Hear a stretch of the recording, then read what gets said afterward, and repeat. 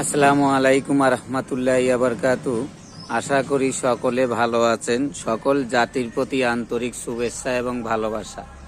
তো এই যে গাছটি দেখতে পাচ্ছেন, এইটি একটি পরগাছা বলা হয় এবং এটি স্যাঁতসেঁতে জায়গাতে হয়।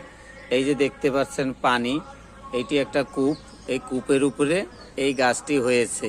অত্যন্ত উপকারিতা একটি গুণ ক্ষমতার একটি গাছ। এইটিকে বলা হয় আমাদের এলাকায় লম্বা পালং। এটি ঔষধি গুণে ভরপুর এই গাছটি। তো আমি আলোচনা করছিলাম রোগ বিষয়ে। তো যাদের ক্যালসিয়াম শর্ট পড়ে, হাড্ডি ক্ষয় গেছে, যারা বলে কাটিনাস ঘষে গেছে, মেরুদণ্ডের হাড্ডিগুলো ঘষে ঘষে যায় এবং ক্যালসিয়াম শুকাই গেছে, তাদের জন্য এই গাছটি অত্যন্ত উপকারিতা। এই গাছের পাতা নিবেন, শুকাই পাউডার করে প্রতিদিন